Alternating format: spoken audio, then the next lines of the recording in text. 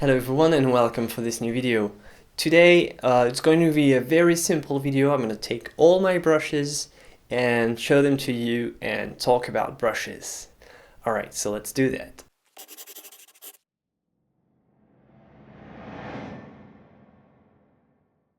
Alright, so these are all the brushes that I have.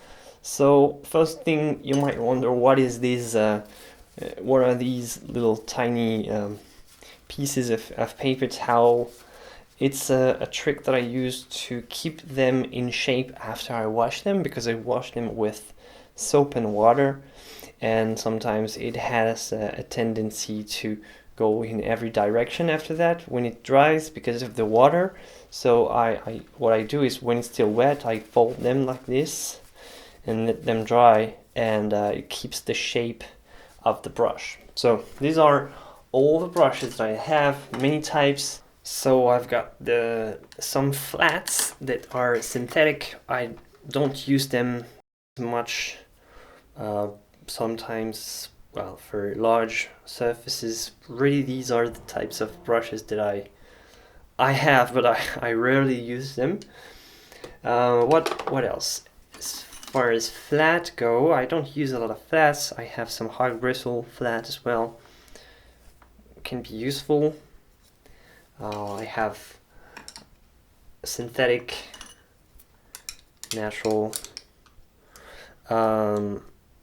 These ones are okay if you have something like very geometric, very flat. So they're all right. These ones are a little bit too stiff for me, but they work okay. But I don't generally use flats that much. The ones I use the most are the hard bristle filbert. These ones are really cool, like large, and they have a good shape. Generally speaking, what you want is a good length for the bristles. That's important, and the shape as well. These ones, the graduates, are good. They're cheap, relatively cheap, and they work well. So I have them in various sizes.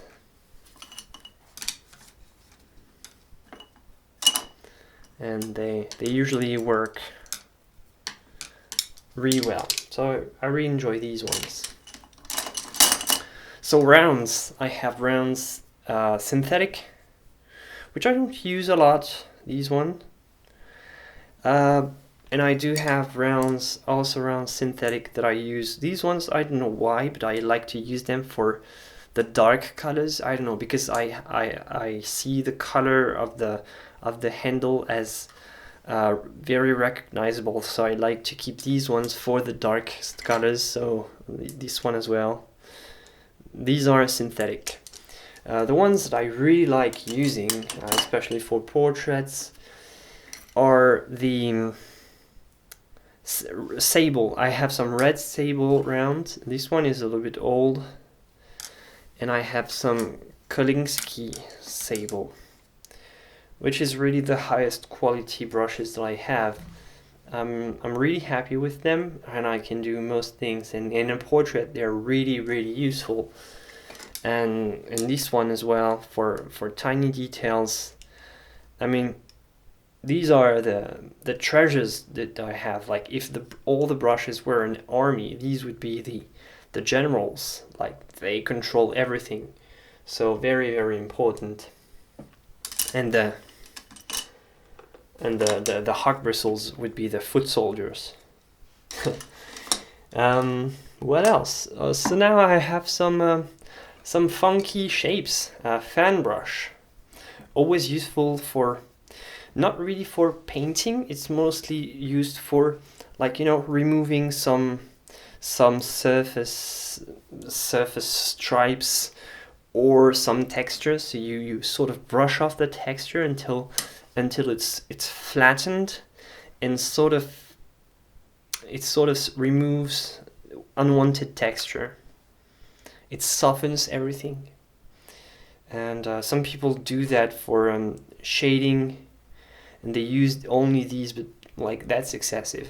That should only be used. I use these only for backgrounds when I have some, something that's striking at the surface or picking up light and I don't want it, so I use the fan brush for this type of thing.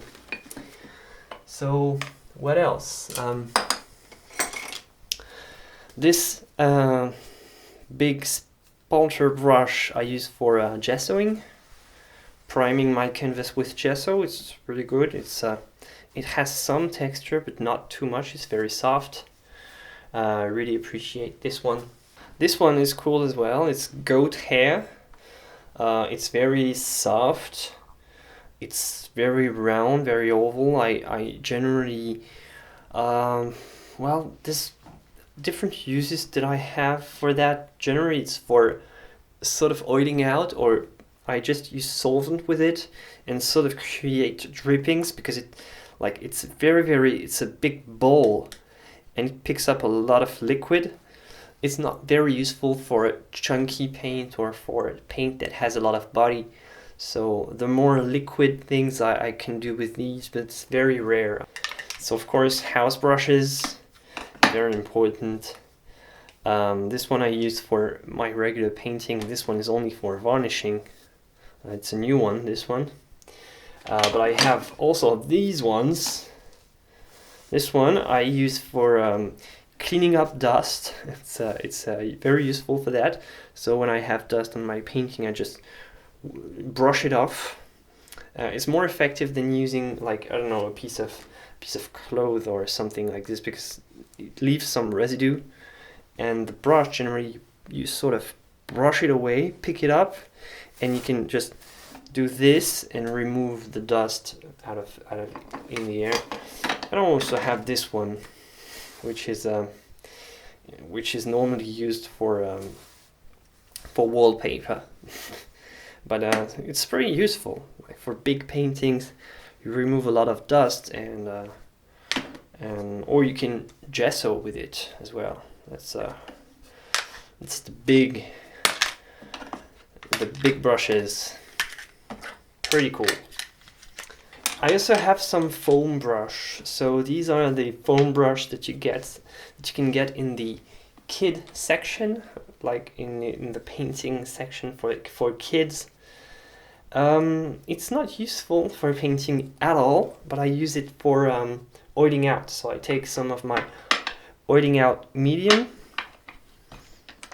and I generally pick some with the like little sponge, and I apply it on the surface, and then I remove the excess with generally with a clean hot bristle brush, so just to pick up the excess oil. And yeah, it's not very useful, but for oiling out it works. These two are really funny. They are hot bristle brushes, very long, like filbert, but super long, so it gives you a lot of control over the pressure. I don't use them very much because they are in fact quite unpractical, but for very subtle glazes, for things where a very subtle touch is needed, they're quite interesting. But the thing is that they are sort of a pain to wash. They pick up a lot of paint.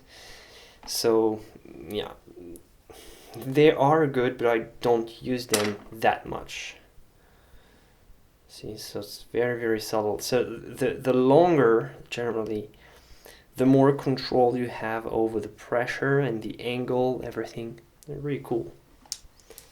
And now I have like two smaller specific brushes. This one is a spotter. It's just for tiny spots. It's not very useful. I almost never use it. This one is for line, very small lines, like to draw very fine lines. It's okay, but you can do the same with let's say with this one, with probably more control. This one that I almost never use It's called Dagger. I I have no idea why I bought this one. I clearly don't know how to use it. I don't think that there is a relevant use for this type of shape, but whatever. I mean, it's there in case I need it, just like most brushes, basically. And the one I have also, like for big drawings in the beginning, almost like a big calligraphy brush. For big drawings, very diluted paint, I sometimes like to use these ones. I like to use big brushes most of the time. Alright, thank you for watching this video. Let me know about brushes. What are your favorite types, and do you have many brushes? What do you prefer? Thank you for watching this video. As always, don't hesitate to like, subscribe, and hit the little bell button to make sure that you don't miss any notification for this channel. I'll see you for the next video. Until then, have fun painting.